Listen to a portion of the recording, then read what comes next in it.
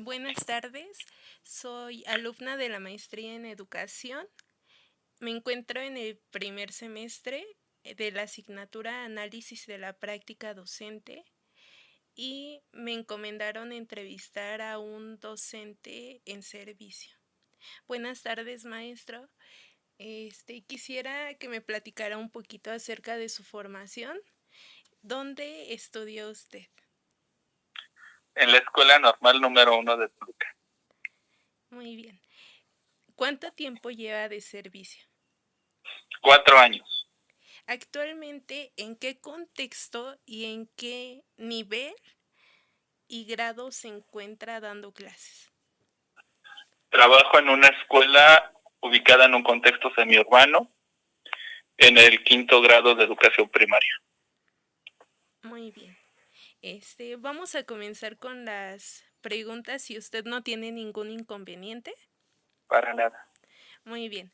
La primera pregunta es, ¿qué es la práctica docente para usted? Para mí la práctica docente es un proceso en el cual se articulan actividades de enseñanza y de aprendizaje. Es decir, llevar a la praxis las estrategias didácticas que faciliten el aprendizaje de mis estudiantes. La segunda pregunta dice, ¿qué documentos son rectores en su práctica docente? Principalmente el programa de estudios de mi grado, de 5.º grado, y el plan de estudios 2011, que es con el que actualmente nos regimos en ese grado. Muy bien. ¿Cuáles son sus responsabilidades legales como docente? Bueno, todas las que vienen enmarcadas desde el artículo 3 de la Constitución, la Ley Federal de Educación, así como mis reglamentos y manuales como servidor público en la Secretaría de Educación y la Ley para la Protección de las Niñas, Niños y Adolescentes. ¿Podría mencionarnos algún ejemplo de alguna de sus responsabilidades legales? Claro, dentro de mis responsabilidades legales está dar atención y seguimiento a los procesos administrativos que se me marcan. Asimismo, cuidar que se respete a los niños y a las niñas y que la escuela sea para ellos un entorno en donde se valore y se respete su dignidad humana, cuidar que no sean agredidos por ninguna persona y garantizar su derecho a una educación de calidad. Excelente, maestro. ¿Cuáles son los principios morales que guían su práctica docente?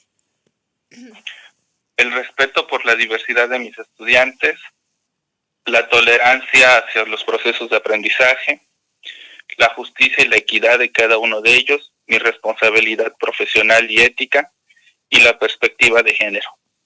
Muy bien. ¿Cómo identifica el nivel de desarrollo de sus alumnos? Cada inicio de ciclo escolar aplicamos un test de estilos de aprendizaje, aplicamos una evaluación diagnóstica que nos permita dar cuenta de qué aprendizajes traen los alumnos consolidados del grado anterior. Empleamos las herramientas de CISAT y también leemos su reporte de evaluación del año anterior o si existe ficha descriptiva que dé cuenta de alguna problemática o situación que el alumno haya tenido en el grado anterior. ¿En qué autores o teóricos sustenta usted su práctica docente? Bueno, desde la sociología retomo a Giroux, que nos habla de las teorías de la resistencia, de cómo desde la escuela llevamos a cabo algunos procesos para resistirnos a reproducir el concepto social que se tiene de escuela. Desde Piaget, en la psicología, el constructivismo, el desarrollo cognitivo de los estudiantes en sus diferentes etapas, el respetar ese proceso de consolidación y de construcción del conocimiento. Desde Bandura, el aprendizaje social y la importancia del medio para el desarrollo de los estudiantes. Y desde la pedagogía retomo a Kilpatrick, sobre todo en el método de proyectos, yo trabajo por proyectos, Mm, y de Freire la educación humanista, entendiendo la educación como una forma de liberación social. muy bien.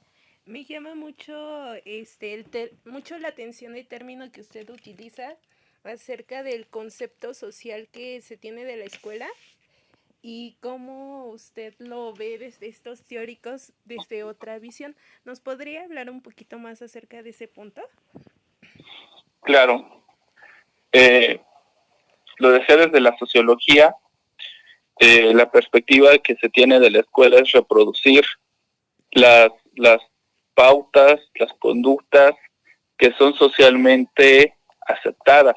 Ujú, Y muchas de esas pautas y esas conductas aceptadas están vistas desde grupos de poder, grupos hegemónicos, en donde nos imponen sus valores y puntos de vista sin considerar las desigualdades sociales. Es decir, considero, junto con otros teóricos, que la escuela por mucho tiempo ha sido un mecanismo para dar legitimidad a la desigualdad social que se vive. ujú. Muy bien, entonces se podría decir que su postura es opuesta a las tradiciones que se tienen convencionalmente de la escuela actual, digamos.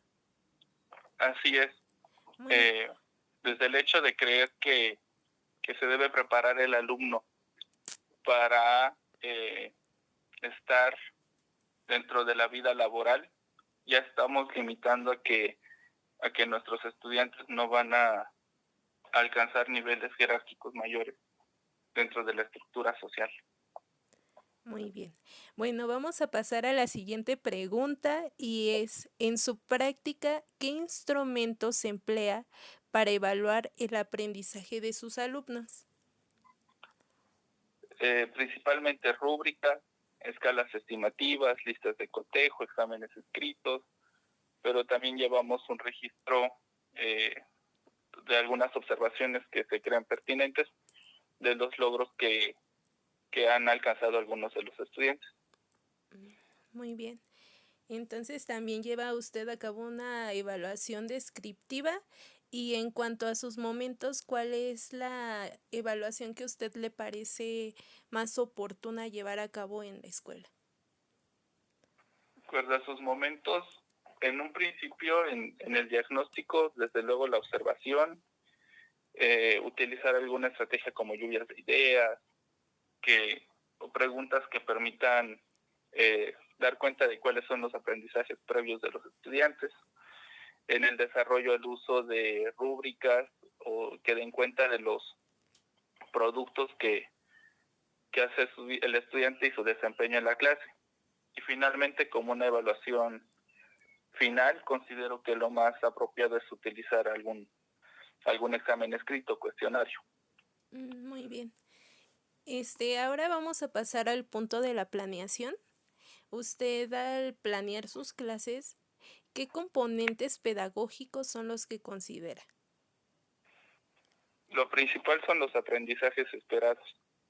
De ahí sacas las estrategias que vas a emplear en los diferentes momentos de la didáctica, qué productos vas a obtener, cómo vas a evaluar ese producto, qué recursos se van a emplear, qué tiempos, cuál es la organización del grupo, si se va a trabajar en equipo, parejas, incluso de forma individual. Muy bien. ¿Qué estrategias didácticas constituyen o contribuyen a la creación de ambientes de aprendizaje armónicos? Considero que la base para un aprendizaje, un ambiente de aprendizaje armónico es el aprendizaje colaborativo, porque Ujú. así los estudiantes tienen la oportunidad de convivir con sus compañeros, compañeras, conocerse, darse cuenta de sus diferencias y a partir de ellas respetarse. Lo básico es que entre ellos se conozcan y se reconozcan. Ujú. Lo cual atendería a uno de los principios que tiene la educación, ¿no? Que es aprender a vivir en sociedad también. Así Este, es. la siguiente pregunta es, ¿cómo promueve los derechos humanos en el aula? Primero que nada, los alumnos deben conocer cuáles son esos derechos que ellos tienen por ser seres humanos. Es decir, si bien lo retoman en las clases de formación cívica y ética, hacerles saber cuáles son esos derechos humanos, el derecho a la vida, a tener una vida libre de violencia, etcétera, pero sobre todo el respeto y el ejemplo que tú puedas dar como maestro de que conoces y respetas los derechos de tus estudiantes. Muy bien. ¿Cómo fomenta la educación inclusiva con sus alumnos? Ya hablaba del aprendizaje colaborativo y creo que eso nos lleva a hacer conciencia en ellos de que independientemente de nuestras capacidades o discapacidades, todos somos valiosos, todos tenemos diferentes características que nos hacen únicos y hacerles ver que si uno del grupo falla el trabajo del resto. Muy bien. Es decir, entendernos en nuestras diferencias y a partir de ellos trabajar en objetivos comunes. Sí. Tengo entendido que en muchas de las escuelas primarias los docentes cuentan con un apoyo externo de parte de algún personal de apoyo. No sé si usted también cuenta con él o usted aplica algunas actividades o estrategias para apoyar a aquellos niños que tienen alguna necesidad, este, en su aprendizaje, en algún otro aspecto que no le permita lograr lo que los otros niños pueden. Claro, en nuestra escuela tenemos USAER. Ajá. Son 3 maestras, una maestra para cada ciclo, es decir, primero, segundo, tercero, cuarto, quinto y sexto. Y la presencia de USAER en la escuela se ha visto bastante su trabajo de mis compañeras porque no hay niños que aíslen, que discriminen, que aparten a sus compañeros que tienen alguna discapacidad. Como maestros, en nuestros diagnósticos, ellas nos apoyan para ubicarlos en sus niveles de desarrollo, sus edades mentales, y a partir de ellas, de estos resultados, ellas nos apoyan a hacerle ajustes a nuestra planeación para que no los excluyamos a los niños, para que ellos trabajen junto con todos sus compañeros, pero de acuerdo a su nivel cognitivo. Muy bien, muchas gracias. ¿Cómo organiza usted a sus alumnos en clase? ¿Y cómo es la convivencia que usted llega a tener con ellos? A mí me gusta mucho trabajar por equipos. Trabajamos por equipos, todos los trabajos los hacen en equipos, en pareja. Se van cambiando esos equipos para que haya la oportunidad de que todos se conozcan con todos. Los equipos son heterogéneos, es decir, no junto a los niños que lleven mejores calificaciones, ni separa a los niños que sean latosos, sino que trato que los equipos estén equilibrados para que entre todos se puedan apoyar y se vayan conociendo, lo que hablábamos, conocer sus cualidades. La forma en cómo me llevo con ellos es de mucha confianza y de mucho respeto. Nos damos un trato hasta de amigos, se pudiera decir, pero siempre guardando esa línea que nos divide entre ser maestro y ser alumno.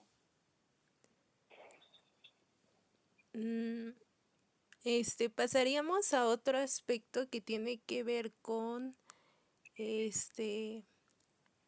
la planificación, y la pregunta es, ¿lleva a cabo al pie de la letra su planificación de clase? No, la planeación tiene una característica que es flexible. En ese carácter de flexibilidad, la planeación nos debe dar un un espacio, digamos, para hacerle modificaciones si se requiere, si hay algunos imprevistos. Nunca la planeación, en menos en mi caso, la he desarrollado tal cual la diseñé.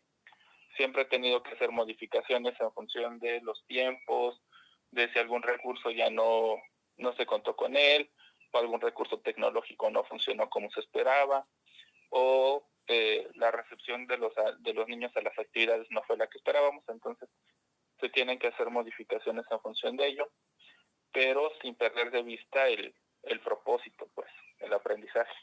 Ujú. ¿Usted ha reflexionado acerca de su práctica docente? ¿Y nos podría platicar, en caso de que sí lo haya hecho, cómo es que lo hace? Sí, frecuentemente lo hacemos. Eh, en la escuela trabajamos por grado. La planeación la hacemos con mis dos compañeras de grado y siempre nos estamos reuniendo para hablar de cómo nos fue al dar un tema, al desarrollar una planeación, y nos basamos mucho en los resultados que obtenemos. Trabajamos por proyectos, entonces de cada proyecto obtenemos una serie de productos y valoramos, ¿no? ¿Qué fue lo que nos falló en el diseño de la planeación? ¿Qué de nuestra práctica podemos modificar? ¿De qué otra forma pudimos haber dado el tema? O si es necesario, nos cambiamos de salón para que podamos ver con los niños del otro salón el tema, si es que algún maestro nos le fue mejor. Pero la base siempre es las evaluaciones. Entonces, cuando termina un proyecto, con la evaluación de ese proyecto, tomamos decisiones para la planeación del siguiente proyecto. Muy bien, veo que digamos, el análisis de su práctica lo hace en colectivo, principalmente compartiendo sus experiencias. Y yo creo que también este tipo de actividad trae varios beneficios. ¿Usted qué beneficios encuentra en la reflexión de su práctica? Te vuelves más crítico, te vuelves autocrítico, y te da la posibilidad de mejorar esos ámbitos en los que tú ubicas como oportunidades de mejora. Y desde luego el resultado final no debe ser para bien tuyo solamente, sino que la experiencia de aprendizaje de los niños se vuelva mejor. Muy bien. ¿Usted implementa estrategias de estudio y aprendizaje para su desarrollo profesional? Sí, busco normalmente textos, videos que comparten algunos colegas, algunas estrategias que lleven a subir a redes sociales, por ejemplo, y veo cuáles puedo implementar en mi aula. Lo mismo si hay algún artículo que se publica en materia educativa, lo trato de leer y reflexionar sobre él. Muy bien. Vamos a pasar un poco al tema de la gestión escolar. ¿Usted cómo visualiza o qué es la gestión escolar para usted? Para mí la gestión escolar es trabajar en equipo como parte de una organización para poder atender las problemáticas de una escuela, de nuestra escuela. Es decir, buscar estrategias en colectivo para lograr nuestros objetivos que nos hemos planteado como institución. ¿Usted desde su aula ejerce algún tipo de gestión para mejorar la calidad del aprendizaje de sus alumnos? ¿Cómo lo gestiona? Sí, busco e implemento estrategias de enseñanza que me permitan enriquecer mi práctica docente. Empleo primero en el conocer la escuela, emplear los recursos con los que sé que cuento, tanto en la escuela, en el aula, como los recursos que puedo obtener del contexto. y junto con los padres de familia y los niños gestionamos ese aprendizaje eh, con lo que nos brinda el medio, lo poco o mucho que nos pueda brindar el medio lo gestionamos y a partir de ello diseñar las estrategias que permitan el aprendizaje de los niños y las niñas. Usted menciona ahorita que se apoya mucho de los padres de familia para gestionar este aprendizaje. ¿Un ejemplo en el que usted hace estas gestiones con ellos? Sí, cuando estamos en constante comunicación a través de redes sociales, entonces los padres deben estar enterados de para qué hacen sus niños en la escuela, sus niñas en la escuela, para qué les va a servir, qué es lo que están aprendiendo. Cuando los padres conocen eso, dan un valor a su esfuerzo y se empeñan un poco más en apoyar el trabajo del aula. Por ejemplo, muchas veces existe la queja de que se piden materiales que la escuela pide muchos materiales, digamos, para trabajar dentro del aula. Pero si no les damos a conocer a los padres para qué se emplearon esos materiales, pues por eso vienen las dudas de solo es gasto o piden mucho. Y cuando ellos se dan cuenta de qué sucede o a dónde va a acabar ese dinero que ellos invirtieron, es cuando valoran y saben que es para sus hijos y es en función de ellos que se pide estos recursos. Muy bien. Y creo que con eso contestamos un poco a la siguiente pregunta, que es cómo apoyan los padres de familia en la escuela y considera que su apoyo de los padres de familia del contexto en el que usted labora es óptimo. Muchas veces a los padres los limitamos en esto de dar dinero y apoyar a la escuela en cuestión económica. Sin embargo, yo creo que el apoyo de los padres de familia también debe de ir en función del aprendizaje de los niños, hacerles ver cómo desde sus casas pueden apoyar a sus niños a lograr los aprendizajes, qué actividades de forma específica pueden llevar a cabo para consolidar, por ejemplo, la lectura o las operaciones matemáticas, etcétera. En mi escuela son mucho el apoyo de los padres, se ve bastante, no de todos, desde luego, hay quienes se resisten, pero la mayoría de ellos apoya con lo que se les llega a solicitar o al menos están yendo a las reuniones a enterarse de cómo van sus niños o qué decisiones se van a tomar, cuáles son las calificaciones de sus hijos, etcétera. Bueno, viendo esta parte del apoyo de padres de familia, ¿usted cómo ve que se refleja este apoyo en el aprendizaje de los alumnos? Es un hecho que los hijos de los padres de familia que más apoyan son quienes tienen un mejor desempeño que aquellos niños que sus papás se involucran menos o muy poco en la escuela. Muy bien. A lo largo de sus años de servicio, ¿qué cosas han cambiado? Mucho desde mi perspectiva que tenía sobre mi papel, la forma en cómo evaluaba, cómo trabajaba con los niños, el impacto que tiene mi figura como maestro en la sociedad, la relación que establezco con los padres de familia, mismo con los estudiantes y con mis demás colegas. Por ejemplo, cuando empecé a trabajar era más individualista, más de mi papel en el aula es mantener disciplina, era muy rígido en mi trato con los padres, con los niños. Y pues yo decía como que yo me arreglo aquí solito en mi salón y lo de afuera no me importa. Yo ya entiendo que mucho de lo que pasa en mi salón es reflejo de lo que se vive afuera, de la escuela, en las casas de mis alumnos, en su comunidad. Hoy soy un maestro que trabaja colaborativamente, no solo con los niños, sino también con mis compañeros, compañeras. Y desde luego reconozco el impacto que tengo en mis estudiantes y el impacto que tengo en la sociedad en la que trabajamos, que trabajo.